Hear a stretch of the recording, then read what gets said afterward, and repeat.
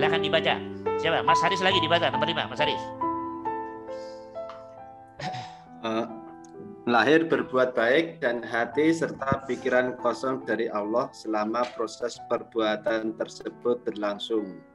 Akan tetapi secara syariat di awal baca basmalah atau doa yang disyariatkan dan di akhirnya diakhiri dengan hamdalah atau doa yang disyariatkan. Benar menurut ahli fikih atau ahli syariat dan tidak benar atau belum sempurna menurut ahli tauhid. Jadi terus harus menyempurnakan praktek tauhidnya secara real. Ini didominasi orang-orang awam dan juga tidak sedikit ahli fikih yang tidak menguasai dan mengamalkan ilmu hati karena sudah merasa cukup dengan fikihnya atau syariatnya.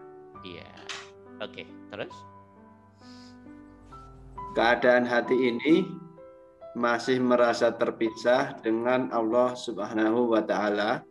Ini disebabkan masih tingginya ego, kehambaan dalam melakukan tiap kebaikan, atau dalam bahasa lain, diri masih melihat diri, sehingga alam rasa dan sadar tentang Allah terhalang oleh ego kehambaan. Iya. Biasanya belum bisa merasakan manisnya iman secara maksimal atau bahkan jauh dari maksimal. Efek belum bisa laku ihsan secara sempurna, bahkan kebanyakan belum bisa laku ihsan. Iya, oke. Terus. Ya, kembali ke nomor 5. Oke, itu tadi yang nomor 4. Jadi masih kategorinya musyrik. Nomor 1 kafir. Nomor 2 masih dihitung kafir. Nomor 3, 4 masih kategori musyrik. Sekarang nomor 5, teman-teman. Teman-teman harus hati-hati loh, ini urusan serius dalam agama ini. Ya, nanti ngiranya benar ternyata ngiranya lewat kebodohan. Itu bahaya sekali itu dalam agama. Nomor 5 ini begini, teman-teman. Nomor 5 ini sebetulnya sudah bagus, sudah bagus ya. Tinjauan dari ulama fikih, para ulama-ulama syariat, Syafi'i, Maliki, Hambali, Hanafi, Al-Auza'i, Al-Zahiri, Al-Hasmi, Hasan Basri, Al-Laisi, ya toh, Al-Auza'i, ya toh, Sufyan Sauri dan seterusnya sudah sangat bagus. Zahir jasmani berbuat baik yang mahdoh atau ghairu mahdoh, ya toh, ya saat berbuat baik sesuai dengan prosedural syariat semua. Wudunya, syarat rukunnya, gitu udah maklum lah yang gitu-gitu. Sholatnya udah maklum semuanya, yang gitu-gitu udah maklum semuanya. Ya, mau ke kamar mandi, ya mendulukan kaki kiri sambil baca doa sesuai aturan syariat sudah dijalankan. Keluar kamar mandi, ya toh? Kemudian apa? Kalau keluar kamar mandi yang didulukan apanya? Tangannya apa kakinya? Teman-teman, kalau keluar kamar mandi yang didulukan apanya? Menurut prosedural syariat, etika syariat. Kalau masuk kaki kiri, kalau keluar? Kalau keluar kaki yang mana? Kalau keluar kaki ya? Kaki kanan. Ya kaki kanan. Enggak Ustadz, saya bareng-bareng ya. Terserah. kalau mau kepleset ya. Ya ada itu ngarang syariat sendiri ya. Yang benar keluar masuk kamar mandi kaki kiri. Ya toh, sambil membaca doa Allahumma inni a'udzubika minal khubusi wal khaba'is. Ya toh.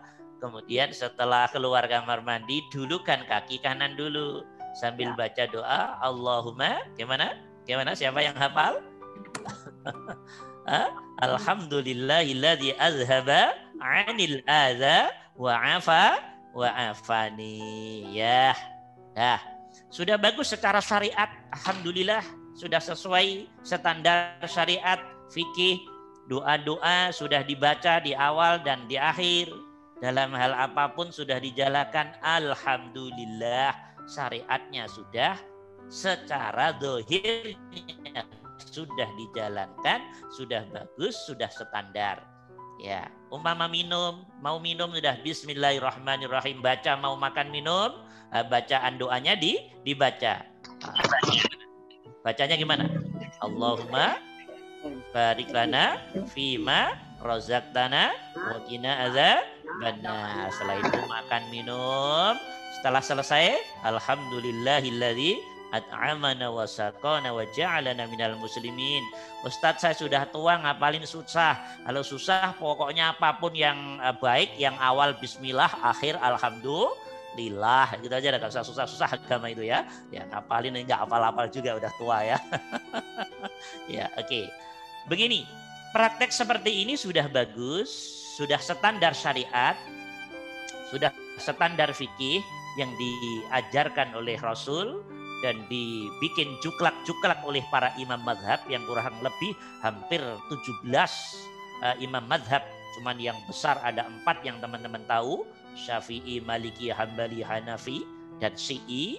Ya, dah. Alhamdulillah sudah bagus. Tapi ini ada tapinya teman-teman. Begitu dikaji lebih jauh, tidak sedikit kita, teman-teman kita, saudara-saudara kita, atau mungkin bahkan kita sendiri berbuat baik, doa dibaca, bismillah dibaca, akhirnya alhamdulillah doa secara syariat dibaca. Cuman lagi-lagi banyak berhenti di mulut. Mulut aja. Doa itu loh hanya apa ya, lintasan ungkapan, ucapan tanpa masuk ke alam hati, alam pikiran. Jadi hanya seret ungkapan kalimat di mulut. Tidak sedikit di antara kita yang begitu. Makna apa yang diungkapkan tidak dirasakan. Maksudnya nggak dimasukkan ke alam rasa dan kesadaran. Nggak dihayati, nggak dijiwai. Sehingga agama lebih berhenti pada bibir. Paling banter mentok di akal. Belum masuk ke relung hati yang namanya rasa yang dalam sana belum. Ini tidak sedikit juga umat Islam yang begini. Bismillahirrahmanirrahim. Dah makan, minum. Habis berapa piring? Bismillahirrahmanirrahim. Selesai, alhamdulillah. Tapi tidak menguasai apa yang diucapkan tadi, yang diungkapkan tadi. Tidak masuk ke penghayatan. Menguasai rasa dan pikirannya tentang Allah itu sendiri. Jadi banyak yang ini faktor kenapa kita sudah Islam lama tapi hati kering keronta, hati tandus, hati pilu, hati kelabu, hati nggak menentu. Ini efek rata-rata tidak sedikit ajaran agama kita kebiasaan seakan-akan menjadi kebiasaan yang membudaya, yang mengadat, tapi tanpa makna di hati dan pikiran. Karena mendudukkan hati dan pikirannya belum benar. Ini juga tidak sedikit. Ini tidak sedikit. Maka efeknya walaupun kita ini Islam, kalau lakunya hanya berhenti di bibir dan di akal doang, nggak masuk ke penghayatan yang dalam, penjiwaan, rasa dan kesadaran yang dalam. Ini kandas, teman-teman. Ngambang, agama ini ngambang. Ngambang, gundah saja hati pikiran kita ini. Jadi belum sampai ke sasaran intinya agama ini. Nah, hati-hati nih teman-teman yang kan tidak sedikit, mohon maaf, tidak sedikit saudara-saudara kita ini sudah merasa cukup fikih, ini sudah cukup, pokoknya udah surga, udah gampang begitu. Padahal kalau diteliti lebih jauh, sejatinya masih banyak yang hal yang belum pas juga di dalamnya. Nah, karena itu melalui perkuliahan ini kita sampaikan hati-hati dengan ini, teman-teman. Hati-hati. Belum tentu zahir kita menjalankan fikih, hati dan pikiran kita sejalan dengan zahir itu tadi. Ya, serasa dengan zahir itu tadi. Semakna dengan zahir itu tadi. Sepenghayatan dengan zahir itu tadi. Oke, seirama dengan zahir itu tadi. Ini banyak. Maka yang mengeluh, Ustadz saya lama sholat, sudah puluhan tahun Islam, kok kayaknya ini pasti di sini, kandasnya di sini, udah kebaca. Dan ini bukan hanya teman-teman, saya juga ngalamin puluhan tahun, alhamdulillah oleh Allah diberi Islam. Dari kecil belajar fikih sampai kitab apa saja kita pegang-pegang lah. Ya, kitab apa saja dah. Ya, tapi ternyata iya ngambang. Ada hal yang belum benar ternyata di hati dan pikiran. Dan hal yang sama dialami oleh Imam Ghazali. Hujjatul Islam, orang yang paling alim dalam konteks agama itu. Ya, coba sampai disebut Hujjatul Islam.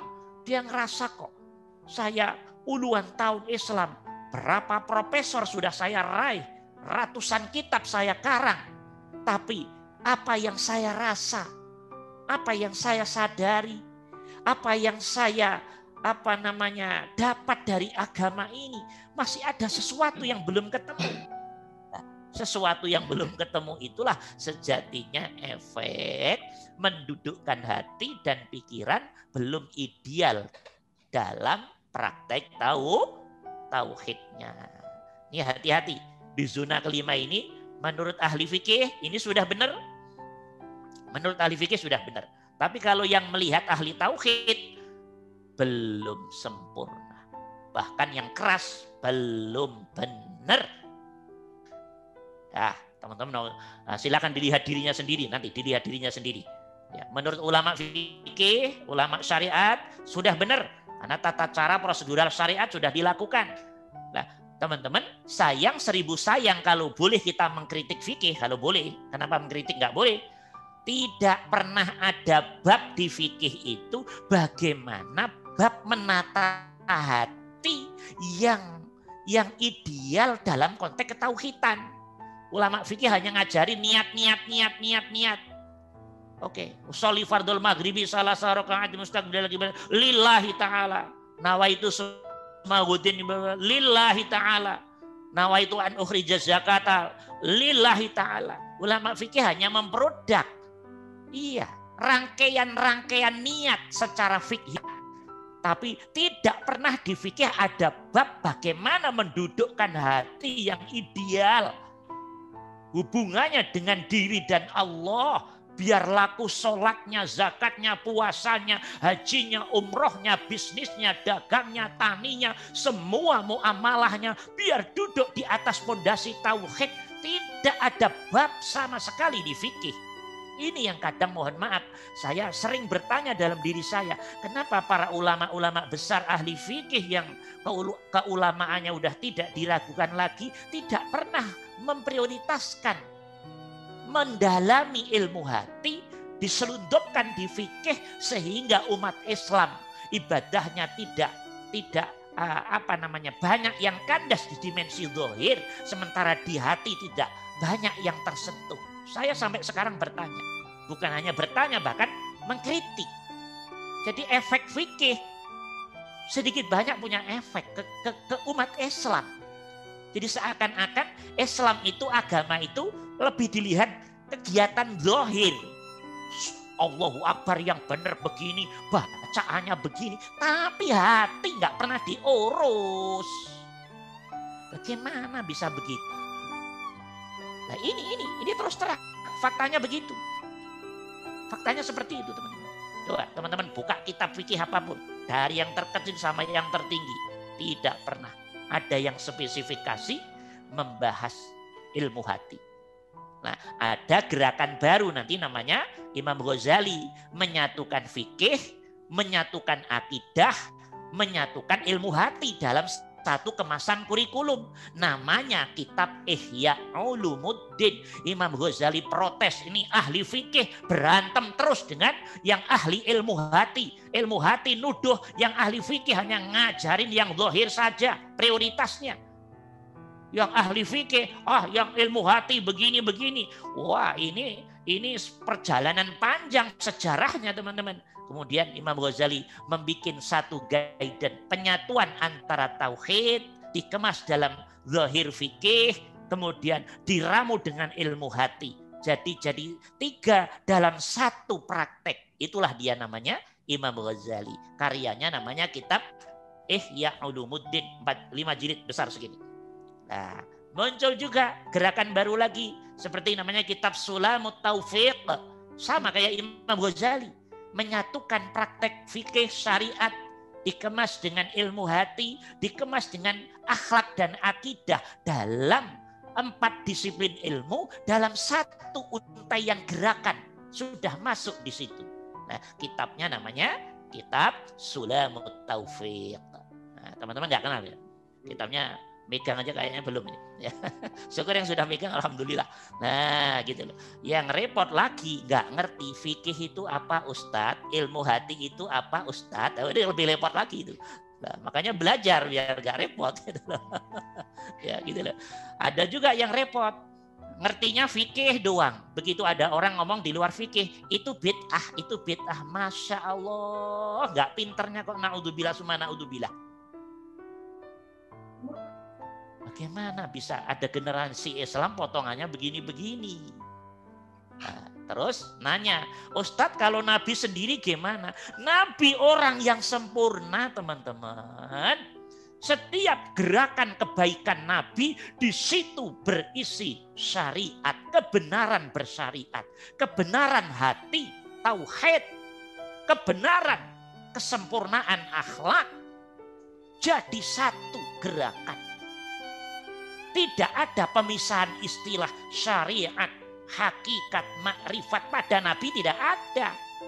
Itu Nabi karena beliau sempurna. Wa ma yantiqu 'anil hawa in huwa illa wahyu yuha. Semua omongannya wahyu, semua gerakannya dimanage oleh Allah, namanya ijbari. Itu Nabi. Diri kita mau disamain dengan Nabi, enggak pinter banget toh ya. Nabi semuanya dikendalikan oleh Allah. Gitu loh. Maka pada masa Nabi, zona Nabi tidak ada istilah yang sendiri-sendiri. Karena Nabi menjadi implementator yang sempurna dari semua disiplin ilmu.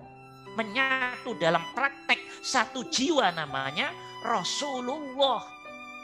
Nabiullah yang hakikinya pancaran nur kenabian dari Allah, pancaran utusan dari Allah. Itu Nabi, biar teman-teman ngerti. Nanti banding-bandingin, maka saya jawab sekalian. Nah, gitu. Nabi begitu tak Allahu Akbar sudah. Syariatnya di situ, hakikat makrifat ihsan, tauhid totalnya di situ, akhlaknya sempurna di situ. Itu Nabi. Kalau kita berdiri sendiri-sendiri. Bidang akidah akhlak berdiri sendiri, bidang ilmu hati berdiri sendiri, bidang syariat fikih berdiri sendiri. Yang repot belajarnya hanya fikih, nggak belajar yang lainnya. Udah gitu ngerasa sempurna, masya Allah. Na'udzubillah summa na'udzubillah. Tapi kalau mau begitu ya monggo, nggak masalah. Hidup ini hanya pilihan doang kok. Ya, kalau saya alhamdulillah udah ngelewatin ini semua, yang gitu-gitu udah lewatin semua gitu teman-teman.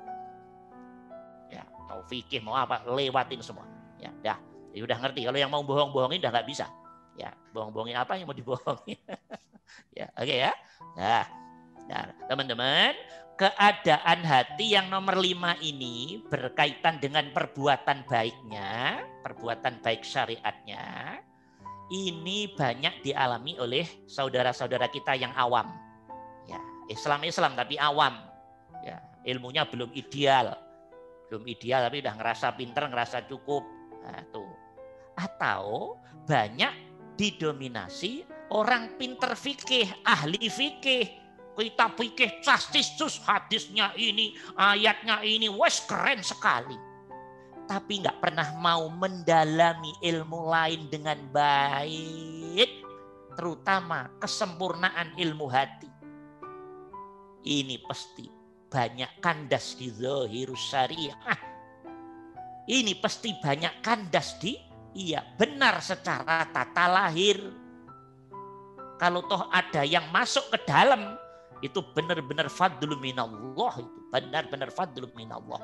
Tapi kalau toh ada kemungkinan sedikit atau bahkan sangat sedikit, karena dia sudah meyakini kebenaran itu ada di benarnya praktek bacaan dan gerakan itu sendiri. Sementara hati nggak pernah didalami dengan baik, dengan apa namanya dalam, pasti efeknya akan banyak jebakan-jebakan setan di alam hati dan pikirannya yang menurut dia benar, ternyata itu masih zonanya, zona tipuan-tipuan setan, tipuan-tipuan jin, iblis, tipuan-tipuan nafsu di alam diri, tipuan-tipuan hawa, tipuan-tipuan tawabi, tabiat-tabiat yang jelek, yang masing-masing bekerja sama untuk mempengaruhi diri biar tidak sampai kepada Allah karena selalu dipantulkan pada dirinya sendiri. Ini bahayanya yang nomor 5 ini. Tapi lumayan, alhamdulillah. KTP-nya sudah Islam, sudah mau sholat, zakat, puasa, haji, udah alhamdulillah segitu aja deh. Ya. Nanti Allah yang mutusin nanti. Allah yang mutusin. Tapi pesan saya, ya jangan alhamdulillah puas di model yang kelima ini. Ini masih masya Allah, masih dasar sekali Islamnya teman-teman. Ya, saya mengingatkan pada teman-teman, jangan puas merasa cukup di model yang kelima ini. Ini mohon maaf masih dasar sekali. Kalau puas berhenti di 5 ini, oke, nanti akan menyesal sendiri. Oke, kok tahu Ustadz? Saya pengalaman lama di zona 5 ini, saya lama. Saya suka sombong dulu. Apa-apa udah dibaca ini, ngomong ini, fikih yang gitu, castisus. Wes, sombong, ending-endingnya sombong. Dikit-dikit dalil, wah ini. Ya Allah, itu masa lampu sudah. Ternyata yang kita cari bukan itu. Itu namanya ilmu zahir. Ilmu masih luar itu, masih luar. Allah belum kesentuh sama sekali itu. Itu masih bibir, masih kepala. Masih perjalanan menuju ke relung hati yang sangat dalam. Mungkin separuh aja belum dapat kok itu. Kok tahu Ustadz, saya lihat diri saya sendiri. Sudah pengalaman di situ. Ya mungkin teman-teman lebih parah mungkin kan begitu. Ya. Iya. Itu kok ya mungkin. Ya, ini mungkin. Itu keadaan perbuatan baik hubungannya dengan hati yang nomor 5 ini seperti itu. Jadi teman-teman nanti bisa melihat diri sendiri nanti. Oh ya Allah, saya kayaknya ada di zona ini. Ya mau terserah. Kalau ngerti ada kekurangan, terus belajar, maju. Jangan gampang-gampang rasa puas. Ini jeleknya, mohon maaf, ini jeleknya kita ini loh. Ya, generasi Islam juga nih. Jeleknya udah cepat ngerasa puas. Dengan dikit-dikit mengatasnamakan surga. Selalu begitu. Belajarnya belum benar. Belajarnya belum maksimal. Suruh bahasa Arab ini kitab aja. Hadza masjidun itu gak bisa kok ya. Jadi masih ya Allah gitu udah ngerasa cukup aja, pinter aja. Jangan begitulah. Generasi Islam ini harus pinter-pinter, harus maju, harus alim-alim, harus pelaku tauhid yang beneran. Gitu loh. Ya, clear insya Allah? Clear? Ya, ini yang nomor 5. Jam berapa ini Mas Ulum? Masih ada lagi ya? Bawah-bawah ya, kita lihat. Diangkat lagi. Diangkat. Ya, nah, oke, teman-teman stop. Siapapun orang yang masuk zona keadaan hati dan pikiran yang kelima ini, siapapun orangnya, mau syekh, mau ulama, mau ustadz, mau siapa saja, ya, pasti akan ada efek di hati begini. Kalau keadaan hatinya masih masuk yang kelima ini, masih merasa terpisah dengan Allah. Nah, coba perhatikan keadaan 5 ini. Zahir syariatnya sudah dikerjakan semua. Tapi hati pikiranmu masih ngerasa terpisah dengan Tuhanmu. Bagaimana 2 orang yang saling mencintai dalam rasa dan sadarnya masih terpisah. Benar apa enggak itu? Muhammad ngintai Fatimah umpamanya. Oh, kedua-duanya cintanya Masya Allah. Tapi fakta di hati ada keterpisahan rasa dan kesadaran di hati. Benar apa enggak tuh cintanya? Benar apa enggak? Tolong dijawab. Ya itu cinta monyet namanya. Itu cinta monyet. Sama kita dengan Allah juga begitu. Siapapun yang ngaku Islam, ngerasa Islam tiap hari sudah menjalankan rukun Islam. Siapapun, walaupun syekh, profesor, doktor fikih. Saya tinggikan sekalian. Kok di hati kita masih ada rasa terpisah dengan Allah. Ini berarti agama kita baru setengah perjalanan aja, Ustaz, teman-teman. Agama kita baru berhenti di zahir, akal. Sedang dalam perjalanan masuk ke hati yang dalam tapi belum masuk. Ini efek tauhidnya belum benar. Maka yang ada rasa di hati dan pikiran, aku di sini, Allah di sana. Cek jauhnya. Aku di sini, Allah di langit, cek jauhnya. Katanya cinta dengan Allah. Bukankah dua orang yang mencintai itu menyatu dalam rasa? Bukankah dua orang yang saling kasmaran, mencintai, mengimani? Iman itu cinta.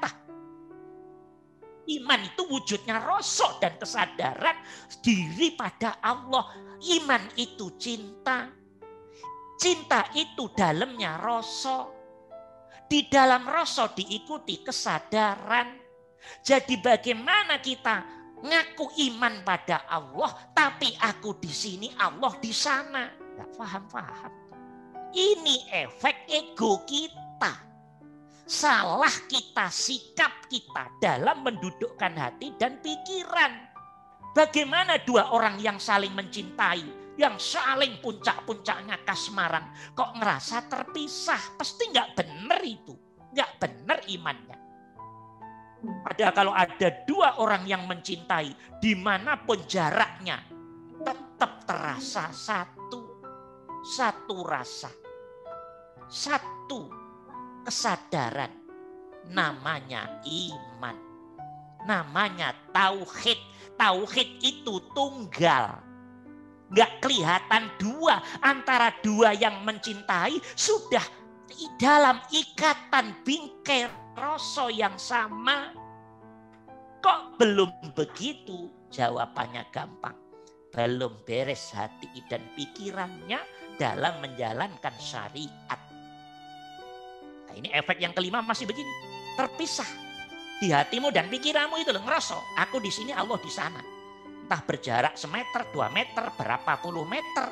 Intinya diri, jiwa, roh, hati terpisah dengan Tuhannya. Efek belum mapannya, keislamannya. Efek belum kemapanannya, keimanannya. Apalagi keihsanannya. Imannya aja belum benar. Pertanyaannya, Ustadz, ini apa Ustadz penyebab rasa keterpisahan antara hamba dengan Allah ini?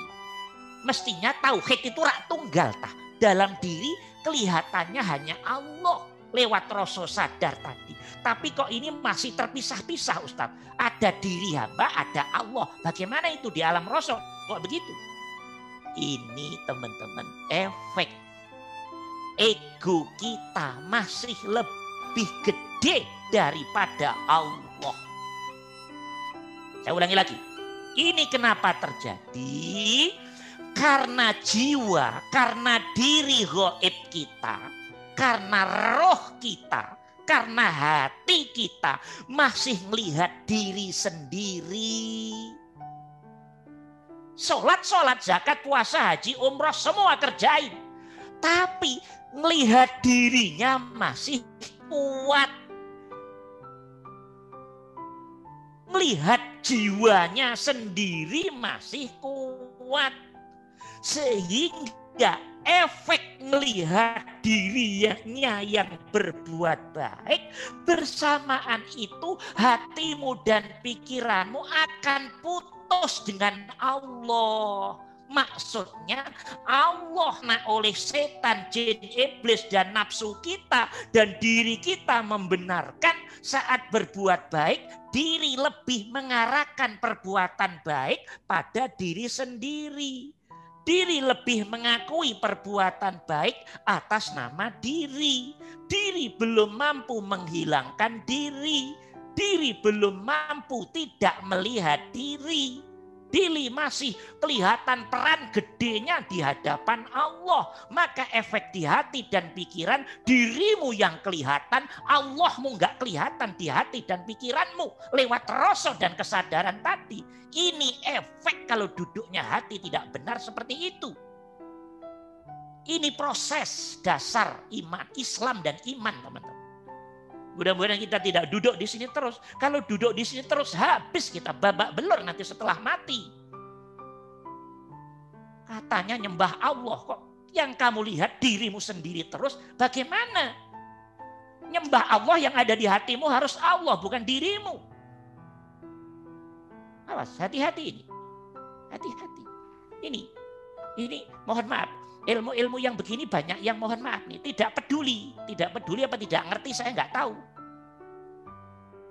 Kalau sudah ngapalin niat lillahi ta'ala dikira selesai. Seenaknya. Hatinya nggak pernah diurus. Oke. Keterpisahan kita dengan Allah penyebab besarnya satu. Diri kita masih mengakui peran diri kita. Diri kita masih kita lihat kebaikannya oleh diri kita sendiri. Diri gaib kita itu loh. Diri gaib itu namanya jiwa. Badan kasarnya apa ini? Diri gaib kita itu bentuknya rasa dan sadar itu. Rasa sadarnya dikembalikan ke diri gitu loh, teman-teman. Maka saat itu nggak mungkin dirimu ketemu Allah. Nggak mungkin diri ngadep Allah. Ngadep apanya? Mau dirimu ngadep dirimu sendiri kok. Diri ketemu diri sendiri lewat rasa dan sadar tadi. Diri lebih gede di hadapan Allah daripada Allah. Bahasa kasarnya, dirimu lebih akbar daripada Allah. Bagaimana bisa tauhid duduknya? Bisa dimengerti teman-teman? Nah, ini masih masuk zona yang perlu dicermati teman-teman. Oleh siapapun dari anak Islam, anak Muslim. Yang sudah gampang-gampang ngerasa sempurna. Tapi ternyata begitu dikaji dalam, loh benar ternyata. Aku masih banyak kekurangan-kekurangan. Nah begitu, belajarnya harus yang benar. Nah ini efek kenapa jiwa kita, hati ruh kita, rasa sadar kita masih terputus dengan Allah. Jawabannya sekali lagi gampang. Dirimu masih melihat dirimu sendiri. Jiwamu masih melihat jiwamu sendiri. Rohmu masih melihat rohmu sendiri. Hatimu masih melihat hatimu sendiri. Ngakui baikmu berupa sholatmu, berupa zakatmu, berupa hajimu, berupa umrohmu, berupa sodakohmu, berupa ngopenin anakmu, berupa ngajarmu, berupa belajarmu. Jadi masih terpisah. Munya makhluk dengan munya Allah masih berjarak. Diri masih kotor. Diri belum tauhid ini teman-teman. Ini belum tauhid. Coba teman-teman dirinya dihilangkan. Dihilangkannya diri menyatu dengan rahmat fadl irodah kudrohnya Allah. Ya Allah, hamba bisa sholat. Ini nikmatmu, rahmatmu, fadlmu ya Allah. Rasa melihat Allahnya, dirimu hilang. Dirimu gak usah kamu lihat. Lewat mata hatimu, lewat rasamu, lewat sadarmu. Jadi rasa dan sadar dikuasai, didominasi, dikuasai kuat oleh rasa sadarnya Allah. Itulah tauhid. Jadi gak ada pemisah lagi antara hamba dan makhluk dalam rasa.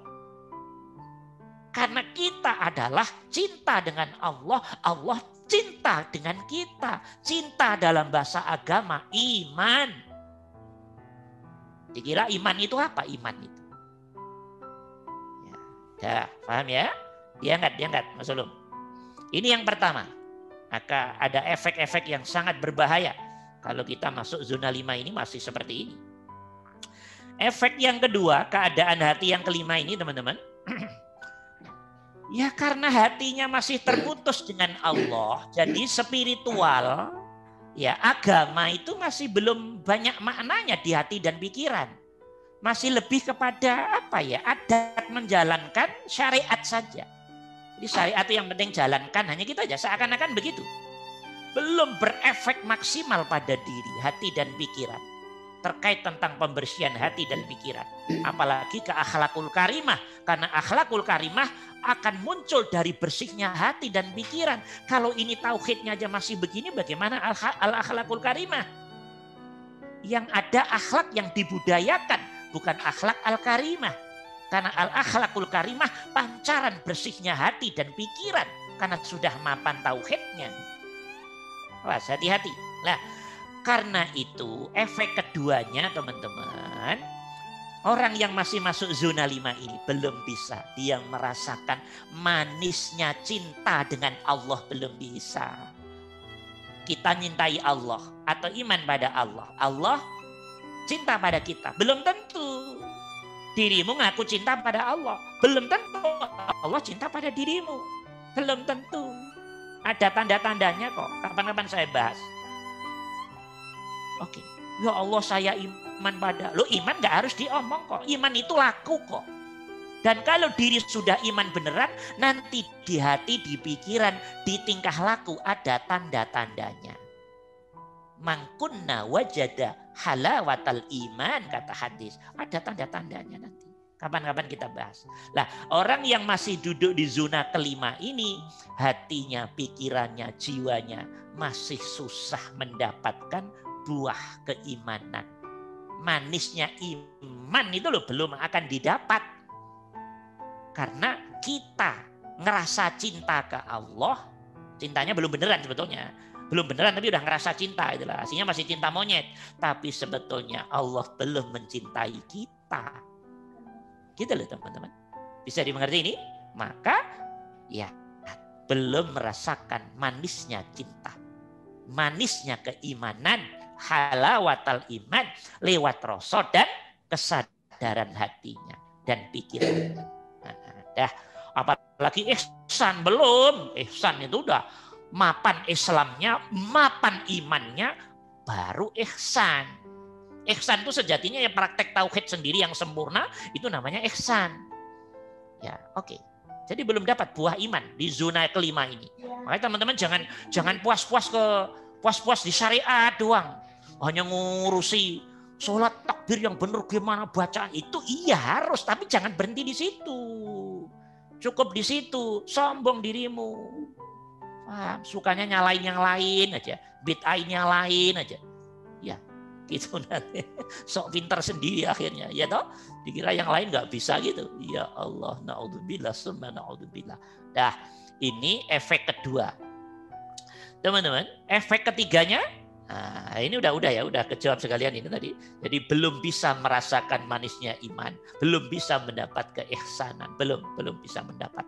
Ini efek keadaan hati berkaitan dengan perbuatan baik yang dilakukan yang jenis kelima ini. Nah, tapi tidak sedikit umat Islam yang masuk ke jenis ini. Ya mudah-mudahan mendapat rahmat fadlnya Allah itu aja. Tapi dari sisi standar ilmiah belum teman-teman. Belum masuk ini. Tapi lumayan daripada tidak gitu aja kan. Karena Allah, Rasul dalam hadisnya juga memberi peluang begini. Siapapun yang dalam hatinya ada iman sebesar atom, kata Rasul, ada peluang masuk surga.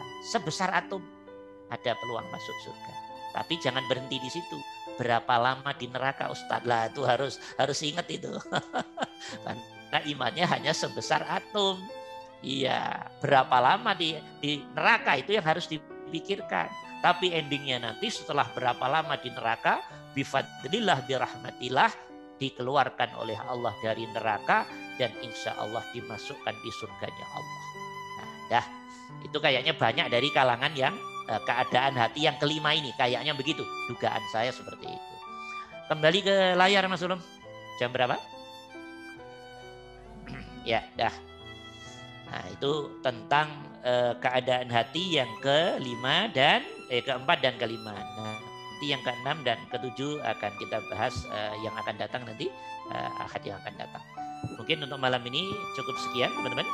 Masih ada waktu beberapa menit untuk tanya jawab yang kurang paham. Tidak.